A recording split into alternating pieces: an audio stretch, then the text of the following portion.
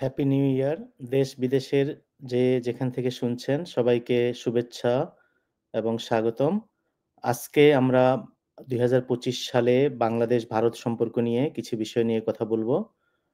প্রথমত শেখ হাসিনাকে বাংলাদেশে ফেরত পাঠানো। আমরা বাংলাদেশ সরকারের পক্ষ থেকে নয়াদিল্লিতে একটা ডিপ্লোম্যাটিক নোট পাঠিয়েছিলাম। এখন পর্যন্ত ভারত সরকার সেটার কোনো জবাব দেয়নি। বিশেষ করে কোনো রেসপন্সিবল বা হাই আপস দের কাছ থেকে আমরা কিছুই জানতে পারিনি। কলকাতাতে শুভেন্দু অধিকারী এবং তার মতো যারা বিজেপির পান্ডা, তাদের কাছ থেকে আমরা নানা ধরনের কথাবার্তা শুনতেছি। কিন্তু আ নয়াদিল্লির রেসপন্সিবল কোনো মহল থেকে আমরা শেখ হাসিনাকে ফেরত পাঠানোর ব্যাপারে এখনো কোনো কিছু জানতে পারিনি। তো শুভেন্দু অধিকারীরা যেটা বলছেন যে শেখ হাসিনাকে হয়তো বাংলাদেশে ফেরত পাঠানো হবে না। কারণ আ ভারত সরকার মনে করে শেখ হাসিনার জীবন বিপন্ন হতে পারে বাংলাদেশে আসলে এবং ভারত দেখা গেল আগেও অনেককে আশ্রয় দিয়েছে। তারা দালাই লামার কথা বলেন যে, দালাই লামা চীন সরকারের কাছ থেকে পালিয়ে ভারতে এসে আশ্রয় নিয়েছেন এবং ভারতে আছেন। তো আমাদের প্রশ্ন হলো যে, দালাই লামার সাথে শেখ হাসিনার তুলনা করা আসলে কতটুকু সমীচীন? কারণ দালাই লামা যেটা হয়েছে যে, চীন তিব্বত দেশটাকে তাদের অংশ করে নিয়েছে এবং সেই সময় দালাই লামা সহ তিব্বতের আরো অনেক লামা এবং বৌদ্ধ ধর্মের যারা আ ছিলেন তাদেরকে দেশ ত্যাগ করতে হয়েছে এবং সেটা একটা আন্তর্জাতিক ঘটনা এবং অনেকদিন যাবৎ চলতেছে। সেখানে ভারত আ আমেরিকার কাছ থেকেও সাহায্য পাচ্ছে দালাই লামাকে রাখার জন্য এবং এটার একটা ইন্টারন্যাশনাল গ্রহণযোগ্যতা আছে।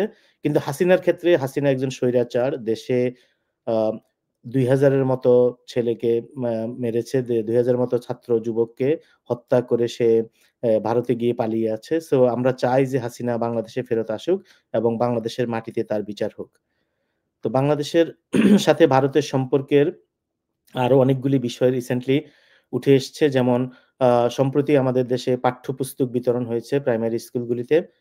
তো এই পাঠ্যপুস্তকের ব্যাপারটাও আসলে ভারতের সাথে সম্পর্কিত, যেটা কখনোই হওয়ার কথা ছিল না। যেমন বাংলাদেশ থেকে হাসিনা সরকার এই পাঠ্যপুস্তকের ব্যাপারটা ভারতকে তুলে দিয়েছিল যে, আমাদের বই আমাদের দেশে ছাপা না হয়ে ভারতে ছাপা হতো এবং তাদের চিন্তাভাবনা, তাদের কারিকুলাম অনুযায়ী বই সাজানো হতো।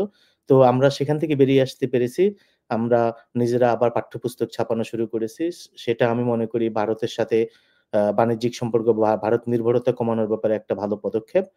আরেকটা বিষয় আমরা ইদানিং লক্ষ্য করেছি যে ভারতের সাথে হাসিনা সরকার উন্নয়নের নামে প্রাইভেটাইজেশন এর নামে সরকারের যত পাটকল, চিনিকল এগুলি বন্ধ করে দিয়েছে।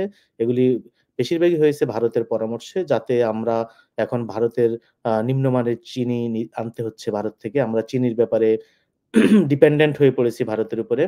বাংলাদেশে একসময় ১৬ টা চিনি কল ছিল। আমি ছোটবেলায় সেই বইয়ে যে মুখস্থ করেছি এখনো মনে আছে যে চরসিন্দুর, ঠাকুরগাঁও, সেতাবগঞ্জ, পঞ্চগড়, মহিমাগঞ্জ, শ্যামপুর, জগতী, দর্শনা, গোপালপুর, হরিয়ান এরকম টোটাল ১৬ টা চিনি কল ছিল। আমরা চিনিতে স্বয়ংসম্পূর্ণ ছিলাম।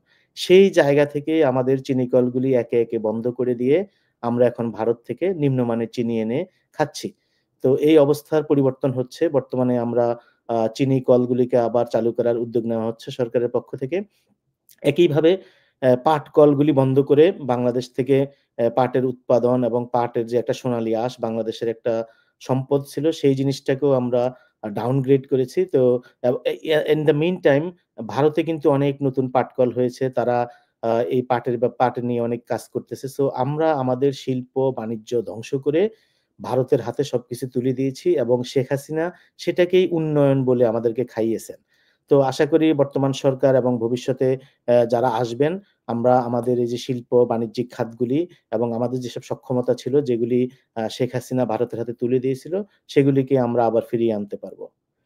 তো ভারত-বাংলাদেশ সম্পর্কের দিক থেকে আলোচনা করলে আরেকটা ব্যাপার খুবই গুরুত্বপূর্ণ, সেটা হলো বাংলাদেশ-পাকিস্তান সম্পর্ক।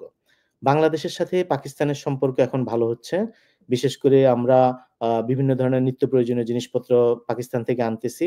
পাকিস্তানের সাথে আমাদের আ উচ্চ পর্যায়ে যোগাযোগ হয়েছে। প্রফেসর ইউনুস শাহবাজ শরীফের সাথে দেখা করেছেন। পাকিস্তানের প্রাইম মিনিস্টার শাহবাজ শরীফের সাথে দেখা করেছেন। তো সেখানে আম অনেক নতুন ধরনের চুক্তি হয়েছে। সামরিকভাবে আমাদের মধ্যে সংযোগ বাড়ছে। সামরিক সহযোগিতা এবং দেখা হলো যে একসাথে এই শীতেই দেখা হলো ফেব্রুয়ারিতে বাংলাদেশের মিলিটারির সাথে পাকিস্তানের মিলিটারির দেখা হলো একটা মহড়া হবে। যেটা আগে আগে কখনো হয়নি। এটা আমাদের সম্পর্কের একটা নতুন মোড় নিচ্ছে। তো এই জিনিসটা হলো খুবই ইম্পোর্টেন্ট। কারণ হলো যে ভারতের সাধারণ নাগরিক বাংলাদেশের ব্যাপারে উদাসীন থাকতে পারে। কিন্তু তারা যখন দেখে যে পাকিস্তান বাংলাদেশের সাথে বন্ধুত্বপূর্ণ সম্পর্ক আছে, হাসি-খুশি এবং দিন, দিন সম্পর্ক বেড়ে যাচ্ছে, সেটা তাদের কাছে মেসেজ খুব বেশি ক্লিয়ার হয়ে যায়। এবং আমার কাছে যতটুকু মনে হচ্ছে যে ভারতের সাধারণ জনগণ এখন বাংলাদেশ-ভারত সম্পর্ক খুব ভালো করে জানে। বিশেষ করে ভারতের সরকারের ভূমিকা তারা খুব ভালো করে জেনেছে।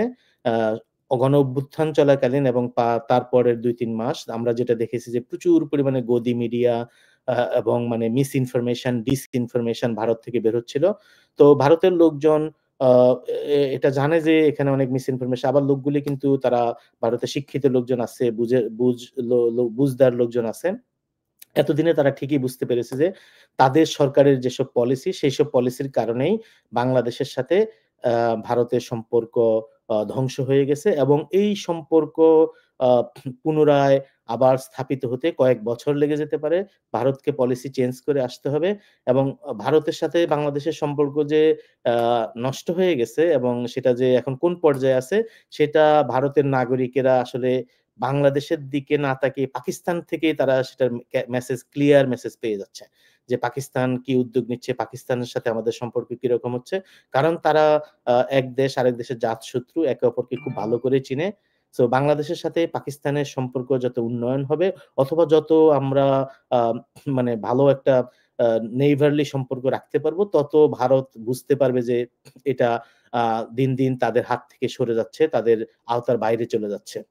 সো আমি রিসেন্টলি আমার কিছু আ ভারতীয় বন্ধু-বান্ধবের সাথে কথা হয়েছে। তারা দেখলাম যে খুবই নরম সুরে কথা বলছেন এবং মানে খুবই আন্ডারস্ট্যান্ডিং ভালো সবকিছু। তো আমার কাছে যেটা মনে হলো যে they got the message clearly. So তারা খুব ভালোভাবে মেসেজটা পেয়েছে এবং হাসিনাকে নিয়েও তারা এতদিন যেসব ভুল ধারণা ছিল সেগুলি তাদের ভেঙেছে। কিন্তু হাসিনাকে নিয়ে এখন ভারত সরকার খুবই বিপদে পড়েছে। তারা বাংলাদেশে পাঠাবে না হাসিনার নিরাপত্তার কথা বলে। আবার আরেকদিকে অন্য কোনো দেশেও পাঠানোর তাদের কোনো সুযোগ নেই। তো এটা ভারত-বাংলাদেশের সম্পর্ককে আরো খারাপ করবে। কারণ বাংলাদেশের জনগণ আ তুমুলভাবে হাসিনা বিরোধী এবং হাসিনা সরকারকে আশ্রয় দানের কারণে দেখা গেল যে হুম দিল্লির প্রতি বাংলাদেশের মানুষের আ আ অনুভূতি বা বাংলাদেশের মানুষের যে দৃষ্টিভঙ্গি সেটা পাল্টাবে না। কারণ মানুষ মনে করবে যে দিল্লি হাসিনাকে আশ্রয় দিয়ে বাংলাদেশে অরাজকতা, অস্থিতিশীলতা সৃষ্টির চেষ্টা করে যাচ্ছে। সো ভারত এখন যে অবস্থায় পড়েছে সেটা থেকে আসলে সহসাই কোনো মুক্তি নাই। কারণ হাসিনাকে তারা দালাই লামার মতোই ভারতে রেখে দিতে হবে এবং সেখান থেকে ৩য় কোনো দেশে সরানোর কোনো সম্ভাবনা নেই। তো হাসিনা যতদিন থাকবে, ততদিন ভারত-পাকিস্তান বা ভারত-বাংলাদেশ সম্পর্ক ভালো হবে বলে মনে হয় না। এর মধ্যে আমাদেরকে যেটা করতে হবে, হাসিনা সরকার আমাদের বাংলাদেশে যেসব শিল্প, বাণিজ্য আ এবং অর্থনৈতিক দিক থেকে যেভাবে পঙ্গু করে দিয়েছে এবং ভারতের উপরে ডিপেন্ডেন্ট বানিয়ে দিয়েছে, সেখান থেকে আমাদেরকে বেরিয়ে আসতে হবে। Thank you.